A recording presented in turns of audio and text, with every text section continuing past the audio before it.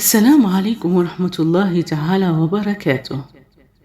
في هذا الفيديو سنعرض لكم أسماء بنات من القرآن ومعانيها. إذا أعجبكم الفيديو لا تنسوا الاشتراك في القناة وتفعيل الجرس ليصلكم كل جديد. أسماء بنات من القرآن. لا شك أن اختيار أسماء بنات من القرآن سيكون هو الاختيار الأجمل على الإطلاق، والقرآن الكريم هو الكتاب السماوي المنزل من الله تعالى على سيدنا محمد صلى الله عليه وسلم، ويبدأ بسورة الفاتحة ويختم بسورة الناس، وما بينهما العديد من السور القرآنية المليئة بالبلاغة العربية، ومنها أسماء بنات وأسماء أولاد من الأنبياء.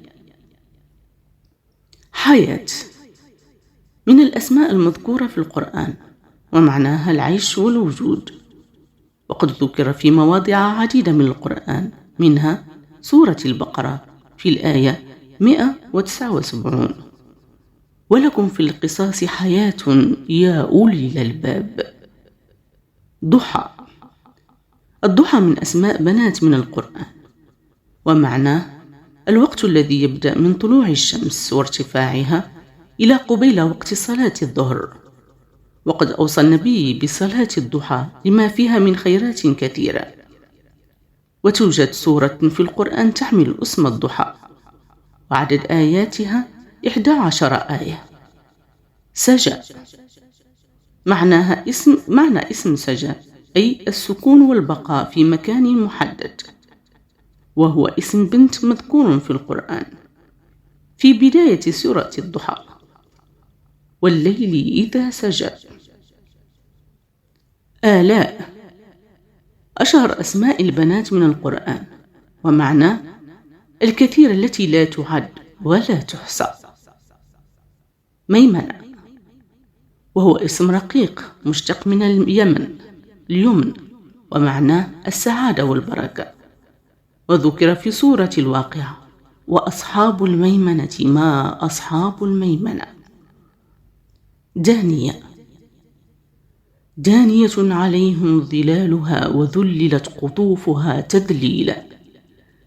آية من سورة الإنسان، وفيها اسم دانية من أسماء بنات، ومعناه القريبة أو الناعمة الرقيقة.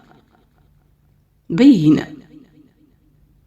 ورد اسم بينة في سورة البقرة: سل بني إسرائيل كم آتيناهم من آية بينة، ومعناه الحجة الواضحة أو الدليل، كما يمكن تسمية المولود بجمع هذا الاسم فيقال بينات، وهو مذكور في القرآن أيضا. تقى.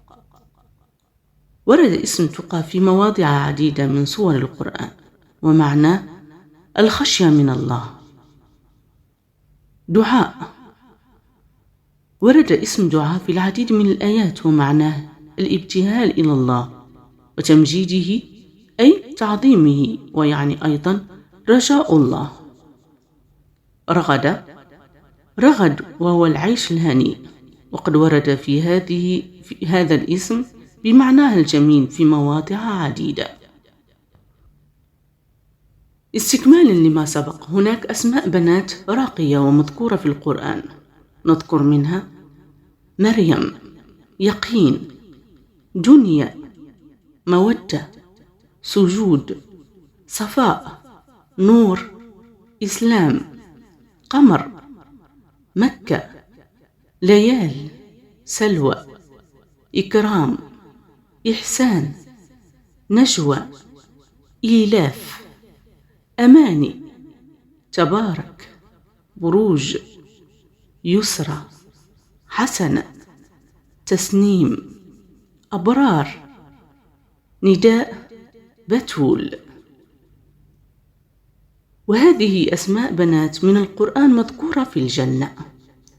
حور، ومعناه الحور العين، نصيب الرجال المؤمنين في الجنة. سندس، وهو الثياب الحرير باللون الأخضر، ثياب أهل الجنة. سلسبيل، وهو الماء العذب السهل، وهو اسم عين في الجنة. جنة معناها الحديقة ذات النخل والأشجار، ثواب أهل الجنة المؤمنين. جنات جمع اسم جنة، وتشير إلى منازل متعددة في الجنة، أعلاها الفردوس.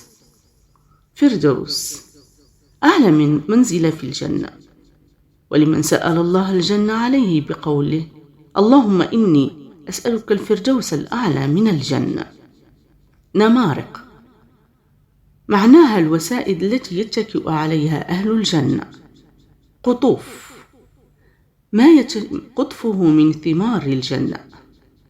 استبرق ومعناه الحرير المنسوج بخيوط الذهب البراقة، وهو من ثياب أهل الجنة. كوثر اسم نهر في الجنة.